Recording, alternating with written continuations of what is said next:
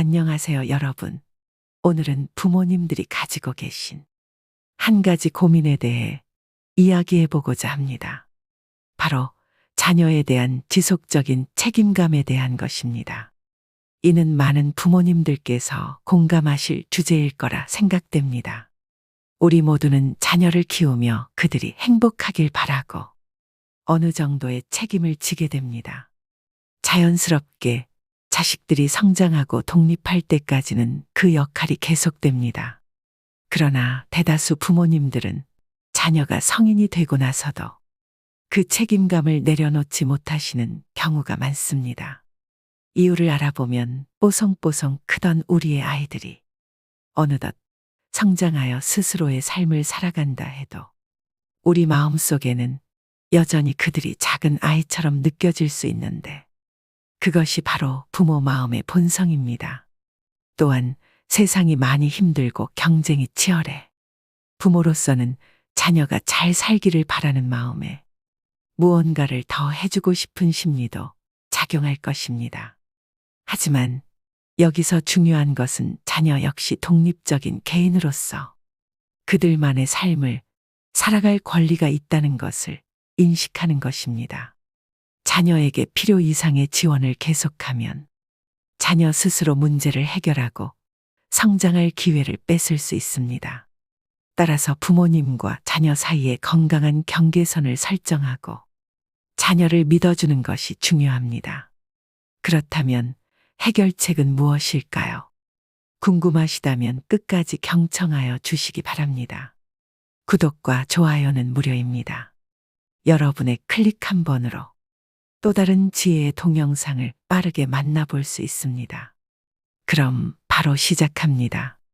지혜의 꼭대기. 통계조사 결과를 살펴보면 과거에 비해 현재 자녀가 부모님을 부양해야 한다는 사회적 인식의 변화가 있음을 확인할 수 있습니다. 구체적으로는 2006년에는 국민의 63%가 자녀의 부모 부양 의무에 공감하였으나 2018년에는 이 비율이 26.7%로 감소하였습니다. 이와 동시에 부모님의 노후를 자녀가 아닌 본인 스스로 준비해야 한다는 의견을 가진 자녀의 비율도 7.8%에서 19.4%로 상승했습니다. 사람들은 이성적으로는 노년기의 자녀와 일정한 거리를 두는 것이 바람직하다는 것을 인식하고 있습니다. 실천하는 이들 중에는 자녀를 더 이상 부양의 대상이 아닌 소중한 방문객으로 여기는 태도를 보이기도 합니다. 내게 온 반가운 손님들, 20년 귀하게 대접하다가 떠날 땐 아쉽지만 놓아주는 것입니다. 심지어 자식들이 집에 와도 반가운 티를 내지 않는 부모님들도 계십니다. 이렇게 현명하게 노후를 맞이하는 분들은 자녀와 함께한 시간 동안 소홀히 하였던 자신의 삶에 더 집중하며 풍요로운 노년을 보내고 있습니다. 여러분은 이러한 변화에 대해 어떻게 생각하시나요? 어느 80대 노모가 슬하에 3자녀를 둔 현 시대의 실제 상황을 생생하게 그려놓은 사연부터 들어보시죠. 그날 하늘에는 먹구름이 가득했다. 마음까지 착 가라앉는 것 같은 느낌이었지. 나는 일찍 남편을 잃고 혼자 김춘수, 영수, 그리고 작은 딸 혜진이를 키워낸 80대 여자입니다.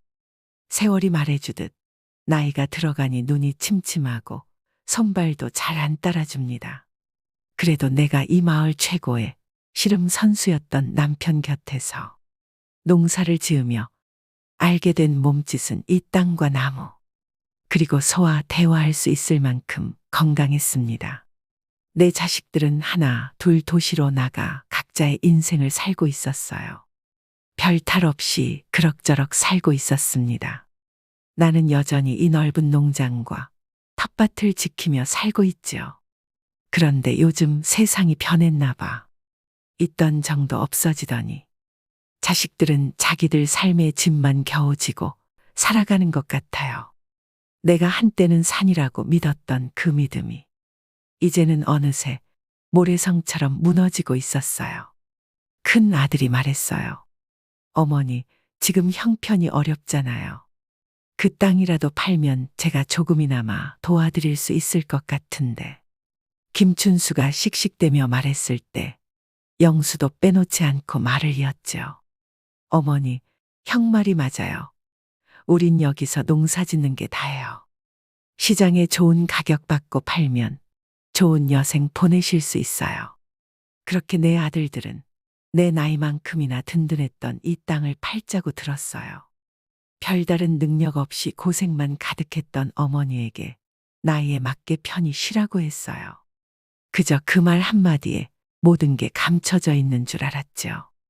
그런데 딸 혜진이가 용기를 내 말했어요. 오빠들 아무래도 그렇게 하면 안 될 것 같아요.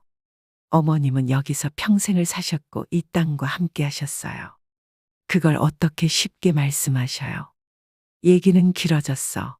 나도 뭔가 찜찜함을 느낄 때가 있었거든. 아들들에게 재산 상속 얘기가 나올 때마다 긴장하는 모습이나 재산을 노리는 것 같은 그들과 아내의 눈빛이 낯설고 서늘했던 게 생생하게 그려져요. 결국 아들들 사이에서 갈등은 깊어졌고 하루는 그들이 내 앞에서 소리를 지를 지경에 이르렀죠. 혜진이에게 가해지는 압박도 점점 거세졌고 내 입장도 점점 난처해졌어요. 그날 밤 혼자 텅 빈 방 안에서 속절없이 눈물을 흘렸답니다. 그래서 결심했어. 내 아들들을 모두 불러 한자리에 앉혔죠.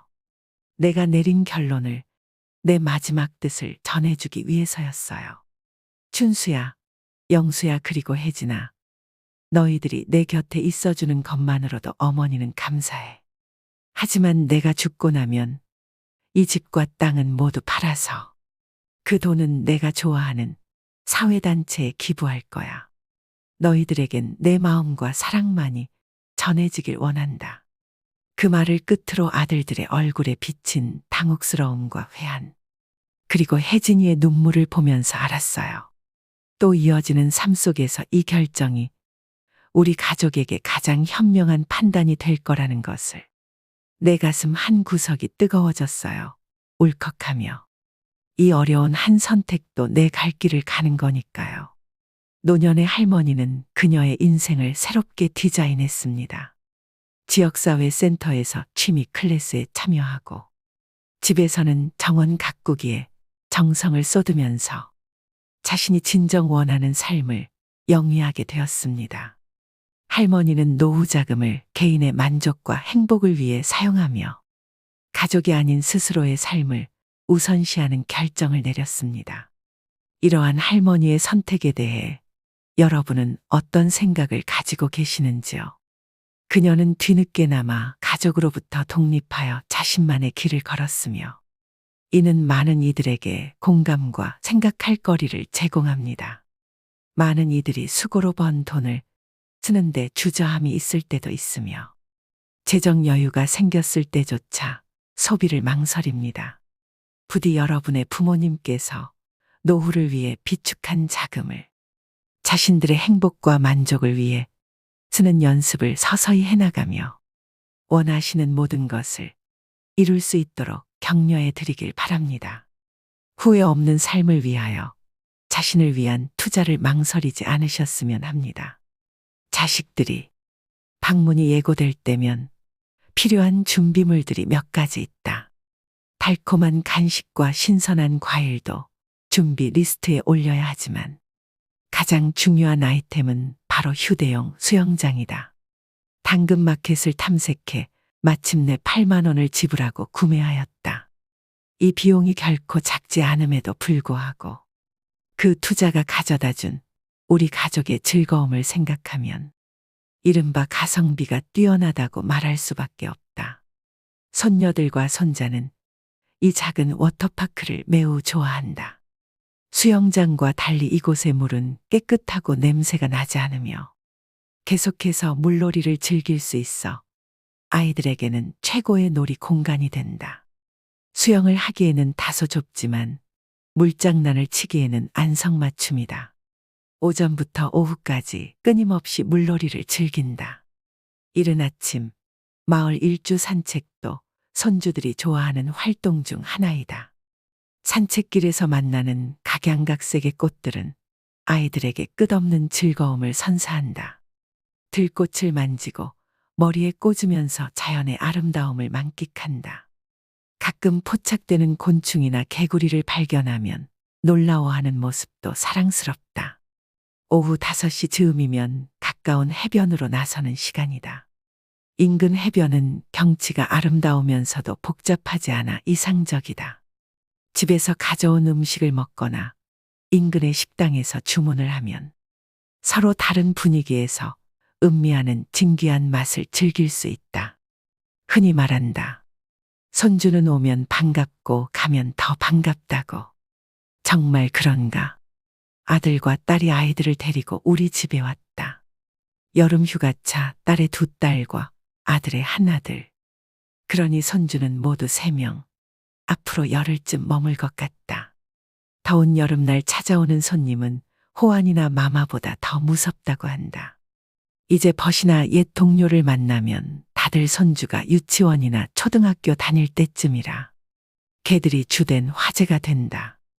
이구동성 하는 말이 자식들보다 손주들이 더 이쁘다고 하는데 이 말은 몇 가지 근거가 있다. 첫째, 자식 키울 때는 정서적으로나 경제적으로 매우 쪼들리는 입장이라 아무래도 자식에게 향하는 사랑이 떨어진다.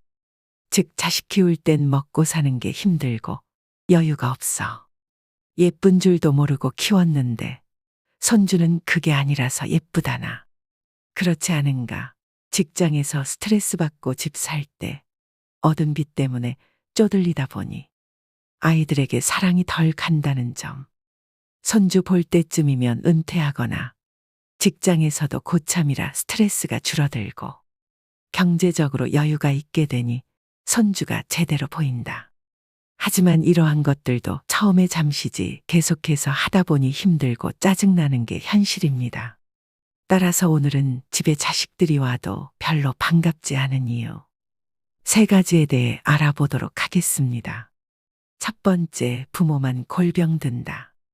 가족의 방문을 앞두고 부모님들은 집안 대청소를 비롯해 화장실을 깨끗이 닦고 맛있는 반찬을 준비하는 것은 물론이고 손주들을 위한 용돈까지 마련하곤 합니다.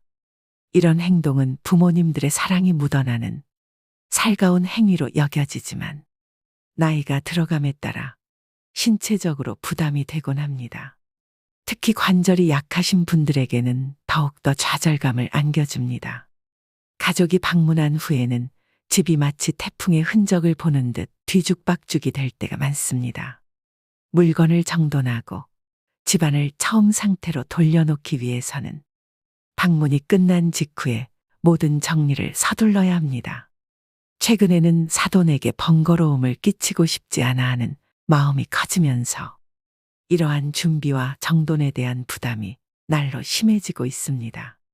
또한 가족이 주말에 방문하고 돌아가면 부모님들이 쉬어야 할 휴일이 희생되어 자신만의 여유로운 시간을 잃게 되는 경우가 종종 있습니다.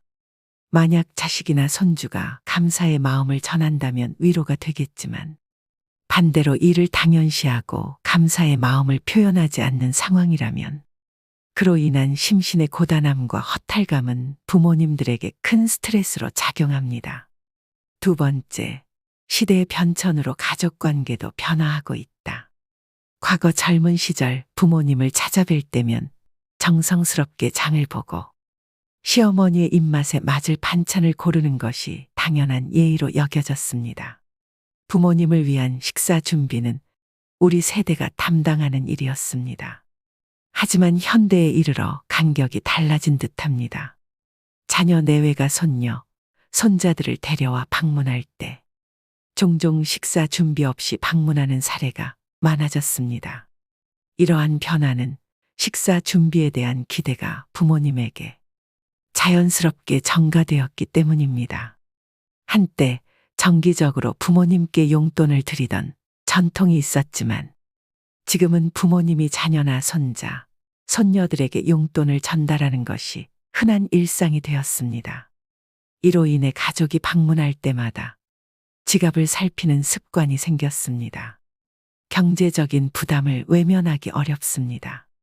손주들에게 용돈을 주고 맛있는 식사를 준비하며 때때로 가족 여행까지 지원해야 하는 상황은 부담되는 일입니다. 만약 자녀들이 경제적인 도움만을 구한다면 부모님의 책임감은 막중해질 수밖에 없습니다. 노후 자금을 조금씩 사용해야 하는 상황이라면 자녀들의 방문을 마냥 반기기 어렵게 될 수 있습니다. 세 번째, 자아능력 배양과 독립성 강화에 매진. 현대 사회는 무한한 학습의 장으로 젊은 세대는 삶의 다양한 교훈을 터득하는 중대한 시기를 보내고 있습니다. 특히 20대와 30대에 진입한 이들은 사회 진출을 통해 인간관계의 복잡성을 체험하고 소득 창출 방법, 경제적 지혜, 그리고 부정한 거래에 대한 경각심 등을 습득해야 합니다. 그러나 청년들이 이 중요한 과정에서 계속해서 부모님의 도움을 의존한다면 그들은 진정한 자립 생활 능력을 제대로 익힐 수 있을까요? 부모님의 격려가 없이는 이들이 심지어 30대나 40대가 되었을 때 독자적인 삶의 기술에 어려움을 느낄 수 있습니다. 자녀가 부모님의 지원에 지나치게 의존하게 되면 부모님의 노후 자금마저 불안정해질 위험도 있습니다. 이것은 부모와 자녀 양측에게 결코 바람직하지 않은 일입니다. 자녀의 자립을 위해서는 20대가 되었을 때 스스로의 힘으로 살아갈 수 있도록 장려하고 지원하는 것이 바람직합니다. 부모님 곁에 있을 때는 가족이지만 자립한 후에는 독립된 개인이 됩니다. 겉보기에는 냉정해 보일 수 있으나 이것은 부모와 자녀가 각각 정신적, 육체적으로 건강한 개인임을 의미하는 말이기도 합니다. 왜냐하면 자립은 단지 경제력의 유무가 아니라 성년으로서의 책임감과 역할을 온전히 수행하는 것을 뜻하기 때문입니다. 따라서 우리는 성인이 되며 부모님 손을 떠나 자립하는 삶의 패턴을 배우고 익히는 것이 필요할 것입니다. 마지막으로 자식이 독립적으로 잘 성장할 수 있도록 격려하는 것이 부모의 또 다른 중요한 역할임을 잊지 말아야 합니다. 자녀가 스스로 문제를 해결하고 성장하는 모습을 지켜보는 것은 결국 부모에게도 큰 기쁨이 될 것입니다. 부모님들의 지속적인 관심과 사랑 덕분에 자녀들은 더욱 튼튼하게 자랄 수 있습니다. 시간의 무상함 앞에서 우리는 모두 취약하지만 부모님의 노쇠함이란 변화 또한 우리가 직면해야 할 현실입니다. 효도를 미루며 현재의 부모님을 당연한 것으로 여기는 실수를 범하면 안 됩니다. 세월은 누구에게나 무심히 흘러 젊은 날의 활력이 노년의 성찰로 이어지는 것이 자연의 이치입니다. 오늘 우리가 젊다고 느끼는 이 시간도 30년 후에는 먼 기억이 될 것이며 그 무렵에는 우리 자신이 부모님의 자리에 서서 세대의 순환을 목도하게 됩니다.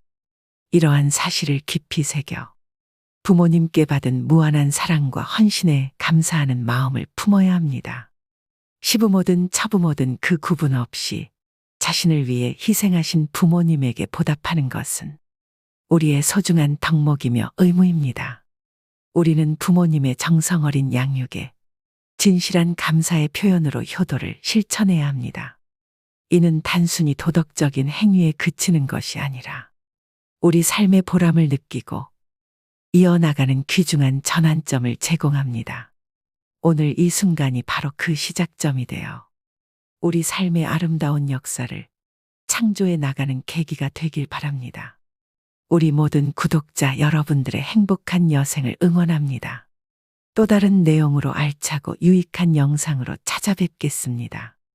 감사합니다.